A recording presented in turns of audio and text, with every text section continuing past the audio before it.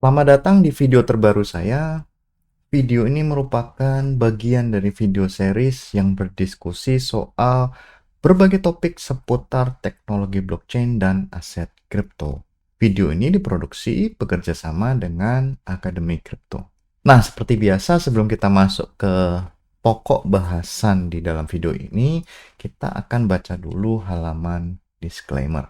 Berbagai informasi yang disampaikan dalam video ini bukan merupakan ajakan untuk menjual atau membeli instrumen apapun, melainkan untuk tujuan edukasi semata. Termasuk ketika ada penyebutan nama produk, nama merek, nama aset, itu bukan berarti endorsement terhadap produk, merek, atau aset tersebut. Nah, topik apa yang akan kita bahas kali ini? Kita akan membahas soal NIR. Nah, jadi NIR ini fokusnya, jadi biasanya kalau kita lihat sebuah sistem itu pasti ada fokus apa yang mereka coba untuk tawarkan itu ya. Jadi solusi apa yang mereka coba tawarkan terhadap masalah yang spesifik. Nah, kalau di NIR ini memang dia lebih fokusnya ke skalabilitas gitu ya. Seperti biasa di blockchain-blockchain baru yang kita lihat di produk-produk belakangan ini memang fokusnya ke skalabilitas. Nah, jadi pendekatan yang diambil oleh Sinir itu adalah satu teknologi namanya sharding. Nah, nanti akan kita lihat apa itu sharding. Kemudian NIR itu punya satu versi yang unik ya. Itu namanya Nightshade. Jadi mereka mengembangkan satu solusi atau protokol sharding tersendiri namanya Nightshade.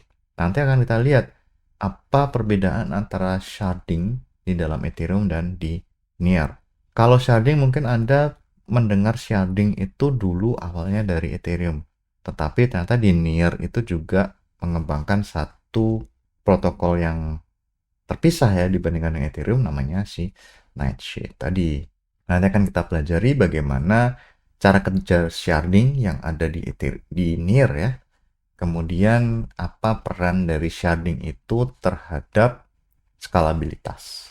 Nah, kalau sharding itu intinya atau konsep utamanya adalah memecah blockchain ke dalam komponen-komponen yang lebih kecil atau bagian-bagian yang lebih kecil, namanya shard.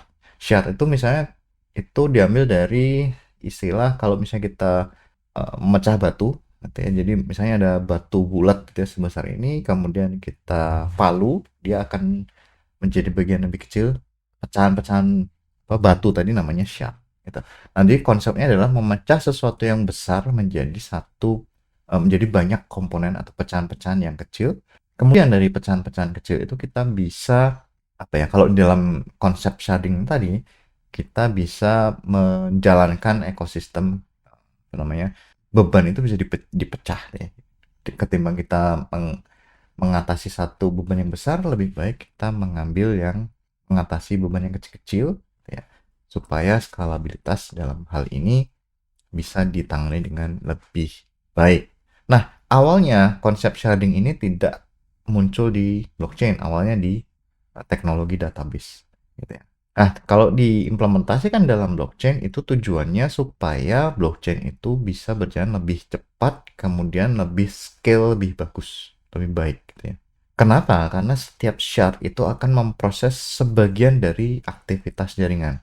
Ya tadi kalau misalnya bebannya segini, kemudian lebih baik dipecah jadi komponen-komponen yang kecil, kemudian bisa ditangani dengan lebih baik. Misalnya menggunakan proses pemrosesan paralel. Kalau kita sudah punya banyak shard, itu masing-masing bisa diproses secara independen ketimbang kita punya satu komponen besar gitu ya, batu besar tadi. Kalau diproses ya hanya satu kan, berarti dia memproses satu bagian tadi itu membutuhkan waktu yang cukup lama. Tapi kalau sudah shard, sudah dipecah, kita bisa melakukan pemrosesan misalnya 5 kali lebih cepat dalam waktu yang bersamaan.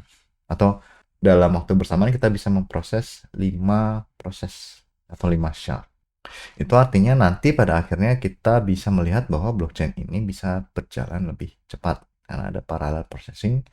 Kemudian kalau misalnya mau scaling ya tinggal menambahkan shard baru saja, itu konsepnya. Nah, kita mau melihat kalau perbedaan antara traditional sharding dengan shardingnya miliknya NEAR. Kalau traditional sharding itu setiap shard merupakan blockchain yang mini gitu, atau apa ya, ekosistem blockchain ya, mirip seperti blockchain gitu ya. Kemudian masing-masing punya validator dan block history yang sendiri-sendiri, itu kalau konsep tradisional. Nah, kalau Nightshade itu berbeda. Jadi yang dipecah adalah satu struktur blockchain-nya gitu ya. Jadi kalau di secara eksternal kelihatan satu blockchain, tetapi di dalamnya ada banyak shard. Kalau traditional sharding itu blockchain-nya sedikit banyak gitu ya. Atau mungkin diambil oleh Avalanche misalnya. Kalau Avalanche kan banyak namanya subnet. Itu kita bisa lihat sebagai metode sharding tradisional. Tapi kalau NEAR punya konsep sharding yang berbeda. Nah, jadi sistemnya adalah si Nightshade ini dia yang dipecah adalah blok. Ya, satu blok itu banyak, satu chain itu punya banyak blok kan. Jadi setiap blok itu ada chunks-nya gitu ya. Chunks itu adalah sebagian dari aktivitas shard. Jadi shardnya itu dia akan menambahkan satu bagian ke dalam sebuah blok. Misalnya ada 5 shard, artinya 5 ini akan masing-masing akan berkontribusi terhadap satu blok. Jadi kalau misalnya ada 5 pemrosesan diproses sekaligus, kemudian dimasukkan dalam sebuah blok. Kalau blockchain tradisional itu misalnya itu tidak ada shard, itu artinya satu proses untuk memproduksi satu blok gitu ya. Misalnya ada 1000 transaksi, artinya masing-masing akan dieksekusi secara serial. Ada 1000 kali pemrosesan. Tapi kalau misalnya ada 5 shard, itu misalnya ada 1000, ya dipecah jadi 5 misalnya. Jadi 1000 dibagi 5, ya, misalnya 200. Artinya kalau dilihat dari tingkat kecepatan untuk sharding itu pasti lebih cepat dibandingkan dengan blockchain tradisional. Nah, jadi kalau di NEAR itu shardnya lebih, dalam tanda petik, lebih intim karena dia berkontribusinya di dalam sebuah blok. Jadi shardingnya ada di level blok, bukan di level blockchain. Nah, kalau kita lihat ada namanya chunk producer. Nah, chunk producer itu menciptakan chunk dari setiap shard. Jadi ada shard, di setiap shard itu dilayani oleh chunk producer. Kemudian ada juga validator namanya, gitu. Jadi kalau setiap shard ada satu producer, ada banyak validator, atau satu shard ada produser khusus, ada validator khusus. Jadi kalau ada 5 shard, ada 5 set produser. Jadi shard A itu ada produsernya sendiri, ada validatornya sendiri. Shard B ada produser sendiri, ada validator sendiri. C, D, E, demikian seterusnya. Jadi masing-masing punya peserta atau pihak-pihak yang terkait itu berbeda-beda. Jadi mereka bergerak di shard yang mana gitu ya, atau beroperasi di shard yang mana gitu. Nah, jadi setiap produser, setiap validator itu hanya ada di shard tertentu saja. Artinya mereka workload-nya bisa dikurangi, kemudian desentralisasi juga masih bisa terjaga karena kan punya banyak validator untuk setiap shard. Nah, bagaimana dengan block producer? Nah, ada namanya block producer. Jadi setelah ada tadi chunk producer tadi, itu kemudian nanti setiap komponen itu akan digabung menjadi sebuah blok oleh si block producer. Kemudian si block producer ini memastikan bahwa semua shard itu dimasukkan dalam blok tertentu. Kemudian metode untuk memilih si producer itu menggunakan proof of stake. Kemudian finality-nya juga cepat, 1-2 detik selesai. Jadi prosesnya sudah dimasukkan dalam chunk yang berbeda-beda, kemudian digabung oleh block producer. Kemudian harapannya adalah si jaringan NEAR tadi bisa lebih cepat dan aman karena punya validator yang berbeda-beda. Nah, state sharding, apa itu state sharding? Itu memecah account data ke dalam shard. Jadi kalau di Ethereum kan state-nya global state ya. Jadi misalnya dalam satu blockchain itu ya mengandung semua state dari semua Ethereum address. Tapi kalau di Nightshade itu satu account data itu hanya hidup di satu shard. Kemudian ada juga transaksi yang melibatkan shard-shard yang berbeda. Misalnya ada satu account memanggil account lain atau memanggil smart contract lain di shard yang berbeda, itu namanya cross shard, itu ditangani secara seamless. Nanti si Nightshade akan menangani cross shard ini. Kalau dari sisi user itu tidak akan kelihatan seperti apa cross shard itu. Nah, kemudian ada namanya dynamic resharding. Itu ada eh, apa namanya? Jumlah dari shard itu tergantung dari resources yang dibutuhkan. Misalnya butuh resource banyak atau trafficnya lagi tinggi, ya jumlah shardnya makin banyak. Kalau resource-nya atau trafficnya lagi rendah, ya shardnya jadi sedikit gitu ya. Lebih banyak user, lebih banyak shard, dan begitu juga sebaliknya. Nah, kalau sudah ada dynamic resharding, tidak perlu manual upgrade, jadi semuanya bisa berjalan secara otomatis. Nah, manfaat dari Nightshade itu apa kalau dari sisi user ya? Jadi tentu saja transaksinya jadi lebih cepat, karena kan diproses secara paralel. Kemudian fee atau biaya transaksinya jadi rendah. Kemudian experience-nya, kalau misalnya tidak terlalu paham apa itu sharding, sebenarnya tidak ada masalah karena semuanya bisa dijalankan secara otomatis. Nanti si sistem NIR akan mengalokasikan shard mana yang dipakai oleh si user tersebut. Begitu juga dari sisi developer, kalau mau membuat smart contract, menulis kode untuk NIR itu tidak perlu berpikir soal shard, nanti akan diproses oleh si Nightshade. Nah, ada satu layer 2 ya. Jadi si NIR ini sudah ada shard, juga ada layer 2. Nah, layer 2-nya Aurora ini memang fokus untuk apa namanya? Memberikan uh, tidak skalabilitas, memberikan kompatibilitas dengan antara NIR dan Ethereum.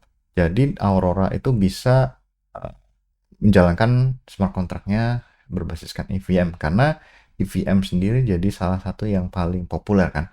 Jadi mereka fokusnya ke punya fitur EVM atau kompatibel dengan smart contract berbasis EVM. Nah, tentu saja kalau yang ditawarkan oleh Aurora adalah lebih murah ya, lebih cepat dibandingkan dengan mainnetnya Ethereum.